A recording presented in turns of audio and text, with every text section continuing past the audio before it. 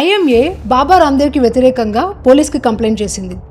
Supreme court పతంజలికి contempt notice issue చేసింది. The Supreme Court has issued a contempt notice to Patanjali. Corona treatment కోసం coronal medicine ని తయారు చేశామని claim చేసిన పతంజలి యోగపీఠ్ కాంట్రవర్సీస్ తర్వాత ఆ మెడిసిన్ విషయంలో యూటర్న్ తీసుకుంది. యోగా గురు బాబా రామ్దేవ్ కంపెనీ పతంజలిపై కౌ ఘీ క్వాలిటీ గురించి సీరియస్ అలిగేషన్స్ వచ్చాయి. Baba Ramdev Patanjali food share price last 1 yearలో 657 రూపీస్ నుంచి 337 రూపీస్కి పడిపోయింది. అంటే ఆల్మోస్ట్ 50% ఫాల్. 10 years క్రితం ఇండియాలో one of the fastest growing FMCG కంపెనీస్లో ఒకటిగా ఉన్న కంపెనీ ఈరోజు గ్రోత్ కోసం కంప్లీట్గా స్ట్రగుల్ చేస్తుంది. పైకి చూస్తే రూరల్ స్లో డౌన్ వల్ల ఇలా జరుగుంటుందని అనిపిస్తుంది, లేదా మార్జిన్ ప్రెషర్ వల్ల ఇలా జరుగుంటుందని అనిపిస్తుంది. కానీ కంపెనీ స్ట్రగుల్ ఈ రీజన్స్ వల్ల కాదు. కంపెనీ స్ట్రగుల్ మల్టీ లేయర్డ్ ప్రాబ్లమ్స్తో లింక్డ్ అయి ఉంది. అంతేకాదు పతంజలి ఫుడ్స్ ఫేస్ చేస్తున్న ప్రాబ్లమ్స్ చాలా యూనిక్. ఈ టైప్ ప్రాబ్లమ్స్ని ఆల్మోస్ట్ ఏ కంపెనీ కూడా ఫేస్ చేయడం లేదు. 1 by 1 అర్థం చేసుకుందాం. చూడండి, పతంజలి ఫుడ్స్ తన బ్రాండ్ని, తన ఔరాని బేసికలీ 2 things మీద బిల్డ్ చేసింది. అందులో మొదటిది ట్రస్ట్.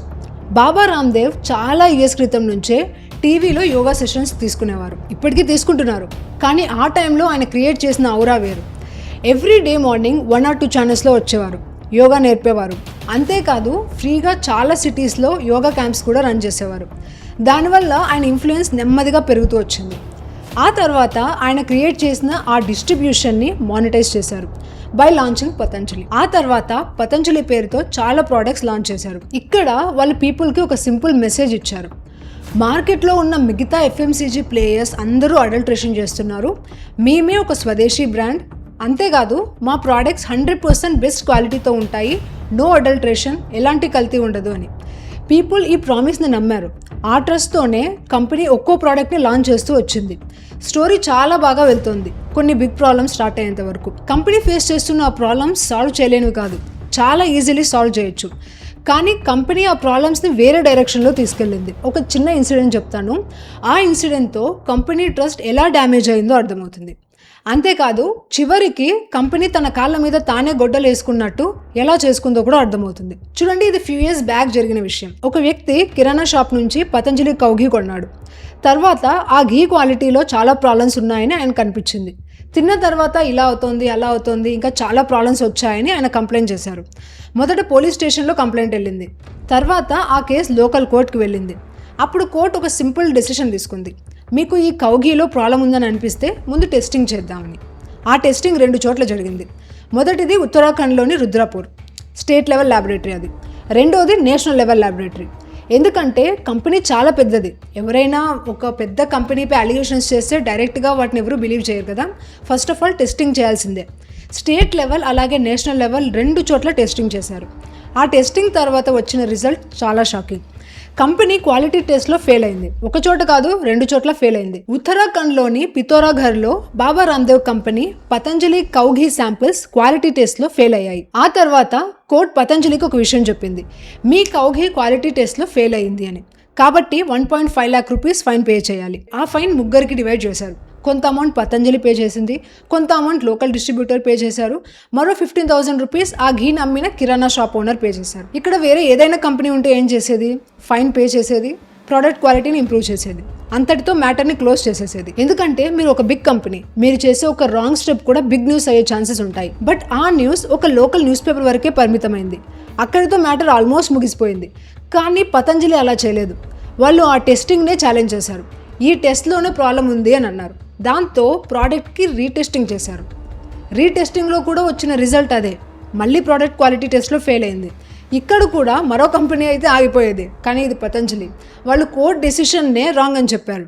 అంతేకాదు టెస్టింగ్ చేసిన ల్యాబ్స్ పైన కూడా అలిగేషన్స్ చేశారు. ఈ ల్యాబ్స్కి కౌ ఘీ టెస్టింగ్కి సర్టిఫికేషన్ లేదు, వాళ్ళ దగ్గర ప్రాపర్ అక్రిడేషన్ లేదు, ఎక్విప్మెంట్ కూడా సరిగ్గా లేదు అని. ఇంతటితో ఆగలేదు. రీటెస్టింగ్ జరిగినప్పుడు మా ఘీ ఎక్స్పైర్డ్ శాంపుల్ అని కూడా క్లెయిమ్ చేశారు. ఇలా కేసుని ఎంత లాగారో అంత న్యూస్లోకి వచ్చింది. దాంతో పతంజలి కౌ ఘీలో క్వాలిటీ ప్రాబ్లమ్స్ ఉన్నాయనే విషయం నెమ్మదిగా చాలా మందికి తెలియడం స్టార్ట్ అయింది. ఇది వాళ్ళ ఫస్ట్ ఇన్సిడెంట్. ఒక చిన్న ఇష్యూని వాళ్ళే చాలా పెద్దదిగా మార్చుకున్నారు.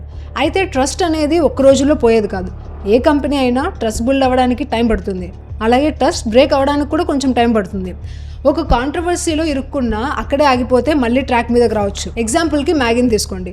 లెడ్ ఇష్యూ బయటకు వచ్చింది, కంపెనీపై యాక్షన్ తీసుకున్నారు. కొంతకాలం మ్యాగీ సేల్స్ కూడా ఆగిపోయాయి. తర్వాత కంపెనీ ఆ ప్రాబ్లమ్స్ని సాల్వ్ చేసింది. ఈరోజు మ్యాగీ బ్యాక్ టు బిజినెస్. రీసెంట్గా 20% ప్రొడక్షన్ కూడా ఇంక్రీజ్ చేసింది. అంటే ఇండియాలో డిమాండ్ ఇంకా స్ట్రాంగ్గానే ఉంది. హెల్దీ ప్రోడక్ట్ కాకపోయినా డిమాండ్ మాత్రం తగ్గలేదు. కానీ పతంజలి విషయంలో ఈ ఘీ ఇన్సిడెంట్ కేవలం బిగినింగ్ మాత్రమే. ఇంకా చాలా పెద్ద ఇష్యూ ముందుంది.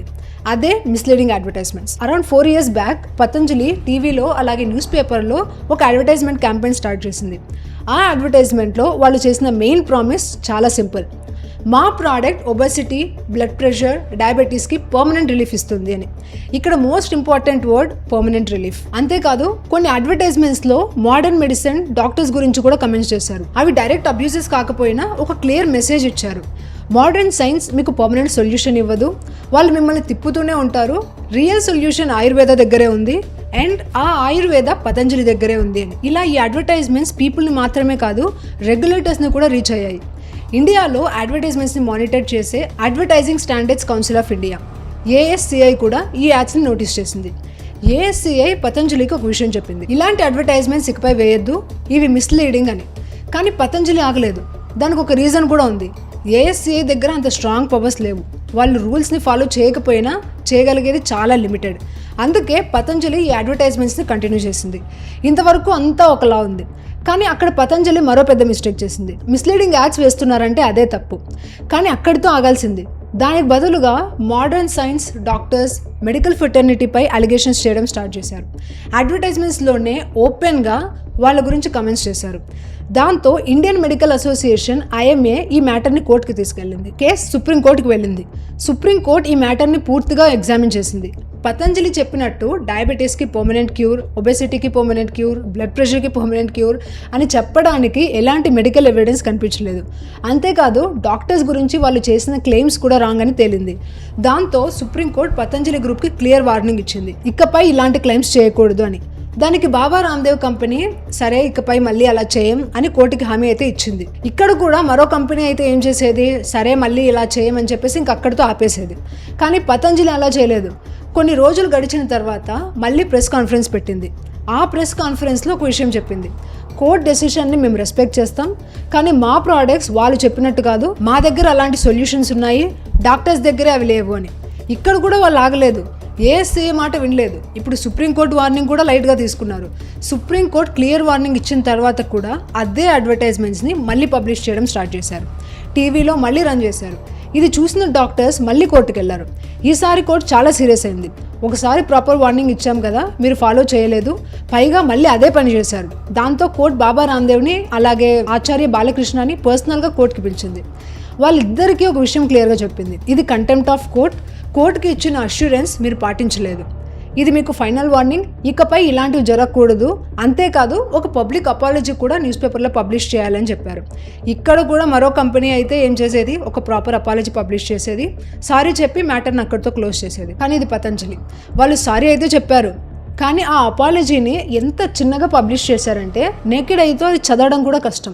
మ్యాగ్నిఫైయింగ్ గ్లాస్ ఉంటేనే చదవగలిగే సైజ్లో ఆ అపాలజీని పబ్లిష్ చేశారు. దీని మీద కూడా కోర్టు అబ్జెక్షన్ చెప్పింది, ఈ అపాలజీని పీపుల్ చదవలేకపోతున్నారు అని. ఇలా ఒక్కో ఇష్యూని వాళ్ళే లాగుతూ నేషనల్ న్యూస్గా మార్చుకున్నారు. దాంతో పాజిటివ్ PR రాలేదు, నెగిటివ్ PR మాత్రమే వచ్చింది. ఆ నెగిటివ్ PR ఇంపాక్ట్ డైరెక్ట్గా ప్రోడక్ట్స్పై పడడం స్టార్ట్ అయింది. ఇప్పుడు మీకు ఒక క్వశ్చన్ రావచ్చు, ఇన్ని కాంట్రవర్సీస్ జరిగాయి అందుకే కంపెనీ గ్రోత్ స్లో అయింది అని. అది అర్థమైంది, కానీ షేర్ ప్రైస్ ఇంత ఎందుకు పడిపోయింది? దానికి మరో ఇంపార్టెంట్ రీజన్ ఉంది, అదే పర్సెప్షన్. చాలామంది ఒక పెద్ద మిస్టేక్ చేశారు. ఏంటంటే పతంజలి ఫుడ్స్ని ప్యూర్ FMCG కంపెనీగా చూడటం. నిజానికి అది కంప్లీట్ స్టోరీ కాదు. ముందు కొంచెం బ్యాక్గ్రౌండ్ అర్థం చేసుకుందాం. 2017 వరకు పతంజలి గ్రూప్ చాలా ఫాస్ట్గా గ్రో అయింది. కానీ 2017-2018 తర్వాత గ్రోత్ స్లో అవ్వడం స్టార్ట్ అయింది. ఆ టైంలో ఇది కంప్లీట్గా private company. Around 5 to 6 years back company ఒక బిగ్ డెసిషన్ తీసుకుంది, రుచి సోయాని అక్వైర్ చేసింది. ఆ తర్వాత దాని పేరుని పతంజలి ఫుడ్స్గా మార్చింది. తర్వాత స్టాక్ మార్కెట్లో మళ్ళీ లిస్ట్ చేసింది. కానీ ఆ టైంలో పతంజలి ఫుడ్స్ ఒక FMCG కంపెనీ కాదు, అది బేసిక్లీ ఆయిల్ ప్రాసెసింగ్ బిజినెస్. మెయిన్గా palm oil, soybean oil import చేసేది, వాటిని రిఫైన్ చేసి వేరు వేరు బ్రాండ్స్ పేరుతో సెల్ చేసేది. న్యూట్రెలా, రుచి గోల్డ్ ఇలాంటి చాలా బ్రాండ్స్ వాళ్ళ దగ్గర ఉన్నాయి. అంటే స్టార్టింగ్లో ఇది ఆల్మోస్ట్ కంప్లీట్ ఆయిల్ బిజినెస్. కానీ తర్వాత కంపెనీ మరో స్టెప్ తీసుకుంది. తన ఎఫ్ఎంసీజీ బిజినెస్లోని దాదాపు 21 బ్రాండ్స్ని పతంజలి ఫుడ్స్లో మర్జ్ చేసింది. దాంతో ఘీ, హనీ, స్పైసెస్, జ్యూసెస్, ఫ్లోర్ ఇలాంటి చాలా ప్రోడక్ట్స్ ఒకే కంపెనీలోకి వచ్చేసాయి. వాళ్ళ గోల్ చాలా క్లియర్. హిందుస్థాన్ యూనిలివర్ని వాళ్ళ గేమ్లోనే ఛాలెంజ్ చేయాలి అని. వాళ్ళు విదేశీ, మనం స్వదేశీ. మనం బెటర్ ప్రోడక్ట్స్ తీసుకొద్దాం, వాళ్ళని మార్కెట్లో బీట్ చేస్తాం. ఇదే స్టార్టింగ్ డేస్లో పతంజలిస్ మార్కెటింగ్ కోర్ నేరేటివ్. కానీ ఇక్కడ పీపుల్ ఒక విషయం మిస్ అయ్యారు. ఎఫ్ఎంసీజీ బిజినెస్కి, ఆయిల్ ట్రేడింగ్ బిజినెస్కి చాలా పెద్ద డిఫరెన్స్ ఉంది. ఎలా? ఆయిల్ బిజినెస్ చాలా వాలటైల్. ఎందుకంటే ఇంటర్నేషనల్ మార్కెట్లో palm oil, soybean oil prices మీద ఈ బిజినెస్ డిపెండ్ అవుతుంది. ఎగ్జాంపుల్కి లాస్ట్ 1-2 ఇయర్స్లో పామ్ ఆయిల్ ప్రైసెస్ చాలా పెరిగాయి. ఆల్మోస్ట్ సోయాబీన్ ఆయిల్ ప్రైసెస్కి వచ్చేసాయి. దాంతో మార్జిన్స్ కంప్లీట్గా ప్రెషర్లోకి వెళ్ళిపోయాయి. పైగా ఆయిల్ ట్రేడింగ్ బిజినెస్లో మార్జిన్స్ ఎప్పుడు చాలా లో. ఒక ఎగ్జాంపుల్ చూద్దాం. AWL agri business. ఇంతకుముందు ఈ కంపెనీ పేరు అదానీ విల్మార్ట్. ఈ కంపెనీ మెయిన్గా ఎడిబుల్ ఆయిల్ బిజినెస్లో ఉంది. కొంత ఫుడ్ బిజినెస్, ఎఫ్ఎంసీజీ ప్రోడక్ట్స్ ఉన్న కోర్ బిజినెస్ మాత్రం ఆయిలే. ఈ కంపెనీ ఆపరేటింగ్ ప్రాఫిట్ మార్జిన్ చూస్తే కేవలం 3-4%. ఇది ఇండస్ట్రీలో చాలా నార్మల్. మీ ఇంట్లో కూడా ఫార్చ్యూన్ ఆయిల్ వాడుతూ ఉండొచ్చు, అది కూడా ఈ కంపెనీదే. అంటే ఆయిల్ బిజినెస్లో 3-4% మార్జిన్స్ అనేవి చాలా కామన్. కానీ ఒక ప్రాపర్ ఎఫ్ఎంసీజీ కంపెనీని చూడండి. ఎగ్జాంపుల్కి హిందుస్థాన్ యూనిలివర్, HUL. దాని ఆపరేటింగ్ ప్రాఫిట్ మార్జిన్ అరౌండ్ 23%. అంటే ఆయిల్ బిజినెస్తో కంపేర్ చేస్తే దాదాపు 6 times ఎక్కువ. అందుకే generally FMCG companies oil companies కంటే ప్రీమియం వాల్యుయేషన్పై ట్రేడ్ అవుతాయి. నెస్లేని చూడండి, operating profit margin 20%+. PE ratio కూడా చాలా హై. ఇమామిని చూడండి, 24, 25, 26% ఆపరేటింగ్ మార్జిన్స్. ఒక ప్యాటర్న్ మీకు క్లియర్గా కనిపిస్తుంది. ఆపరేటింగ్ మార్జిన్ ఎక్కువ ఉంటే రెవెన్యూలో చాలా భాగం ప్రాఫిట్కి మారుతుంది. అదే ఎవ్రీ బిజినెస్ కోరుకునేది. కానీ పతంజలి ఫుడ్ నెంబర్ చూస్తే ఆపరేటింగ్ ప్రాఫిట్ మార్జిన్ కొన్నిసార్లు 4%, కొన్నిసార్లు 6%. అంటే ఈ రోజుకి ఇది మెజారిటీగా ఆయిల్ బిజినెస్సే, ఎఫ్ఎంసీజీ బిజినెస్ కాదు. రెవెన్యూ బ్రేకప్ చూస్తే ఇది ఇంకా క్లియర్గా అర్థమవుతుంది. కంపెనీ రెవెన్యూలో 74.2% ఆయిల్ బిజినెస్ నుంచి వస్తుంది. ఫుడ్ బిజినెస్ నుంచి వచ్చేది కేవలం 25.8%. కానీ మార్కెట్లో చాలామంది దీన్ని ప్యూర్ ఎఫ్ఎంసీజీ కంపెనీగా చూశారు. అక్కడే బిగ్ మిస్టేక్ జరిగింది. ఇక్కడ పీపుల్ ఇంకో మిస్టేక్ కూడా చేశారు. ఏంటంటే ఈ కంపెనీని ఎఫ్ఎంసీజీ కంపెనీగా వాల్యుయేషన్ చేయడం. అందుకే ఒక టైంలో కంపెనీ PE రేషియో 60 కూడా దాటింది. At one point of time 77 PE వరకు కూడా వెళ్ళింది. కానీ ఈరోజు అది 18.2కి పడిపోయింది. ఈ డౌన్ఫాల్ కేవలం షేర్ ప్రైస్ డౌన్ఫాల్ కాదు, ఇది పర్సెప్షన్ డౌన్ఫాల్. ఒకవేళ ఈ కంపెనీ ఫాస్ట్గా గ్రో అవుతూ ఉంటే 70-80 PE కొంతవరకు జస్టిఫై చేయొచ్చు. కానీ నెంబర్స్ అలా చెప్పడం లేదు. 5 years CAGR చూస్తే రెవెన్యూ, ప్రాఫిట్ స్ట్రాంగ్గా కనిపిస్తాయి. కానీ లాస్ట్ 3 year రెవెన్యూ CAGR చూస్తే కేవలం 8%. లాస్ట్ ఇయర్ అది 18%. అంటే గ్రోత్ నెమ్మదిగా తగ్గుతోంది. 8% గ్రో అయ్యే కంపెనీకి 70-80 PE ఎక్కువ కాలం సస్టైన్ అవ్వదు. అది లో మార్జిన్ బిజినెస్ అయితే ఇంకా కాదు. జనరలీ లో మార్జిన్ బిజినెసెస్ లో వాల్యుయేషన్ పైన ట్రేడ్ అవుతాయి. రెవెన్యూ పెద్దది కావడం ముఖ్యం కాదు, ఆ రెవెన్యూలో ఎంత ప్రాఫిట్ వస్తుంది అనేది ముఖ్యం. ఎగ్జాంపుల్కి టాటా మోటార్స్ తీసుకుందాం. Passenger vehicle business market cap 1.23 lakh crores, కానీ రెవెన్యూ 3.35 lakh crores. అంటే రెవెన్యూ చూసి కంపెనీని వాల్యూ చేయలేం, మార్జిన్స్ ఎంత ఉన్నాయి అనేదే చూడాలి. ఎందుకంటే వాల్యుయేషన్ అనేది 100% మార్జిన్స్ పైనే డిపెండ్ అవుతుంది. ఇంకో ఇంట్రెస్టింగ్ విషయం ఏంటంటే 70, 80, 90, 100 PE లాంటి వాల్యుయేషన్స్ ఇండియాలో చాలా కామన్. కానీ ఫారెన్ మార్కెట్లో అలా కాదు. US లాంటి మేజర్ మార్కెట్స్లో 30%, 40% గ్రోత్ చూపించే కంపెనీస్కే 20-30 PE చాలా కామన్ అక్కడ. కానీ ఇండియాలో 10%, 15% గ్రోత్ ఉన్న కంపెనీస్ కూడా 50+ PE కనిపిస్తుంది. అయితే ఒక విషయం గుర్తుపెట్టుకోవాలి, ఈ హై వాల్యుయేషన్స్ అప్పటి వరకు వర్క్ అయ్యాయి. ఎందుకంటే FIIs ఇండియాకి ప్రీమియం వాల్యుయేషన్ ఇవ్వడానికి రెడీగా ఉండేవి. వాళ్ళకు ఒక బిలీఫ్ ఉండేది, ఇండియాలో కార్పొరేట్ గ్రోత్ ఇంకా పెరుగుతుంది, 20% గ్రోత్ 40%కి వెళ్తుంది, అప్పుడు ఈ హై వాల్యుయేషన్స్ అనేవి జస్టిఫై అవుతాయి అని. కానీ లాస్ట్ 2 yearsలో సిచ్యువేషన్ కంప్లీట్గా మారిపోయింది. కార్పొరేట్ ఇండియా ఎక్స్పెక్టెడ్ గ్రోత్ని డెలివర్ చేయలేకపోయింది. అదే టైంలో FIIs కూడా మార్కెట్ నుంచి ఎగ్జిట్ అయ్యారు. దాంతో 70-80 PE పై ట్రేడ్ అవుతున్న కంపెనీస్ ఒక్కసారిగా 20 PE దగ్గరకు వచ్చేసాయి. పతంజలి ఫుడ్స్ దానికి ఒక ప్రైమ్ ఎగ్జాంపుల్. కానీ ఇది కేవలం వాల్యుయేషన్ ప్రాబ్లం మాత్రమే కాదు, అసలు మెయిన్ ప్రాబ్లం ప్రోడక్ట్స్ సరిగా ఉండి స్ట్రాంగ్ గ్రోత్ చూపించుంటే వాల్యుయేషన్ని మెయింటైన్ చేయడం అంత కష్టం అయ్యేది కాదు. ఆపర్చునిటీ చాలా పెద్దది, మార్కెట్ కూడా చాలా పెద్దది. మరో కంపెనీ ఈ సిచ్యువేషన్లో ఉంటే ఏం చేసేది? ఈ ప్రోడక్ట్స్లో ప్రాబ్లం ఉంది, దాన్ని ఫిక్స్ చేస్తాం, ఎవరైనా కేసు ఫైల్ చేశారా సార్ట్అవుట్ చేసుకుంటాం, సారీ ఇలాంటి అడ్వర్టైజ్మెంట్స్ ఇంకా మళ్ళీ చేయం, కొత్త ప్రోడక్ట్ ఇన్నోవేషన్ తీసుకొస్తాం, బెటర్ మార్కెటింగ్ చేస్తాం. కానీ పతంజలి బిజినెస్ చేసే విధానం అలా కనిపించడం లేదు. కంపెనీ తన మిస్టేక్స్ నుంచి నేర్చుకుంటున్నట్టు కనిపించడమే లేదు.